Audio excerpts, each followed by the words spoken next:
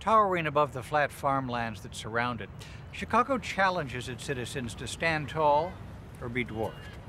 Hi, I'm Scott Simon, and I'm happy to report that my hometown is part of a growing new urban revolution. Around the nation, individuals and communities are discovering that by living more sustainably, by cleaning air and water, adapting green building practices, and integrated resource planning, our quality of life vastly improves. The purpose of our series is to inspire other communities to emulate cities like Chicago in achieving this compelling urban renaissance. Sure, Chicago had and continues to have some big problems, but the people here tackle these challenges in a big way. They aren't afraid to use a little muscle to make their city better. Windy City? No way. I view my hometown like the Chicago poet Carl Sandburg saw it over 90 years ago.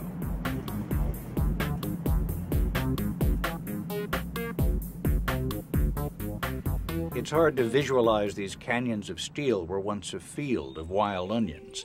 Originally part of a vast Midwestern prairie, the Potawatomi Indians named this area Chicago to describe the smelly wild onions that grew along the river and wet prairie. The stink of onions gave way to the stench of stockyards and coal smoke. Greed, rather than good sense, fueled a rapid expansion that included poor sanitation and a lack of building standards. These environmental sins, rather than Mrs. O'Leary's poor cow, fueled the devastating fire of 1871 that consumed most of the city. Out of the devastation came the need for city planning.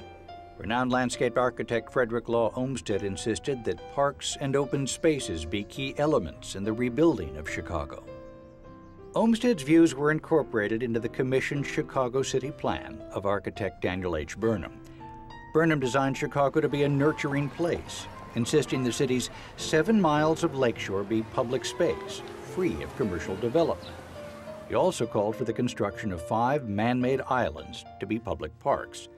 This bristled the captains of industry, who saw the lakeshore as an important financial asset.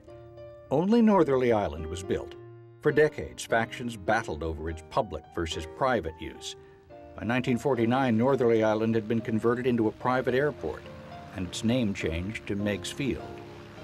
Today, Chicago owes its beautiful lakeshore to Burnham's insight and the spunk and determination of another controversial Chicago leader. Ladies and gentlemen, it is my honor and pleasure to introduce our mayor, Richard M.